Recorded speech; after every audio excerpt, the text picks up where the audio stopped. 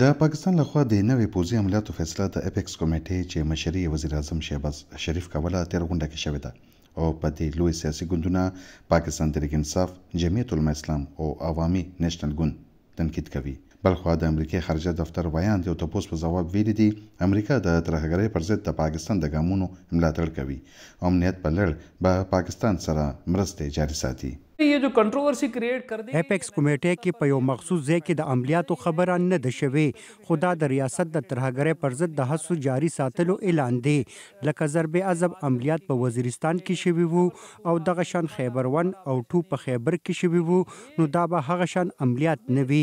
خو دلته یو څو سیاسي ګوندونو د تنقید له وجې دا عملیات د پیل کېدو نه وړاندې لانجمن شوي دي.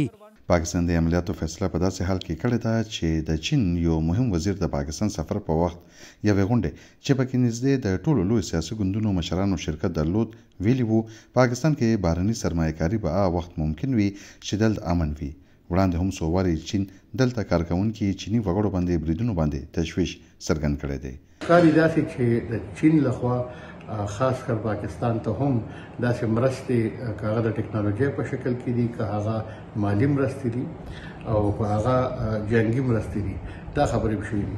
بله خوا یو خبره پکې کېږي چې یاره کېدای شي چې په دې کې څنګه چې مخکې شوي دي د تحریک طالبان یا داسې یو شمېر پاکستاني ډلې کوم چې ویل کېږي چې مرکزونه لري په افغانستان کې، هلته کې بریدونه وشي.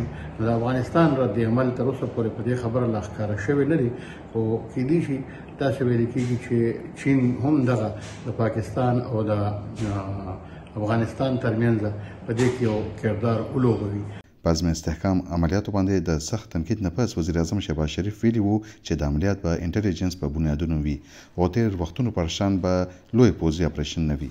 وړاندې د پوځ ویان ادارې مشر مې کې یو خبري کانفرنس کې ویلي وو چې یوازې سږ کال لومړی 15 میاشتو کې د معلوماتو په بنیاد په ګرد هیواد کې د 14,000 نه زیات عملیات شوي دي. آیا پوځي عملیات چې تیر وختونو کې هم شوي دي اوس هم روان دي د مسلې حل دي؟ مونږ ګورو چې 70 کالو نه د ورځ په ورځې زیاتېدنې ترهګرۍ خلاف مختلف چې کوم د اپریشن پیل شوي دي. د دو اپریشنو موږ ته نتیجه هیڅ نه ده ظاهر شوي. ولې چې فوج سره کله هم اپریشن پیل کړلی شي، خلک ونیول شي، ترهګر ونیول شي، بیا هغوی سره مذاکرات وشي، مذاکرات نه پس بیا هغه ترهګر رها کړلی شي او د هغه په بنیاد باندې ترهګري د 70 کالو کې یا 22 کالو کې ویسریږي نه، تم کېږي نه. د پاکستان پخواني وزیر اعظم عمران خان سره تړلی بیان چې په ایکس موجود دی په هغه کې دی وایي موجوده حکومت سره د ترهګرۍ پر ضد هیڅ تګلاره نشته.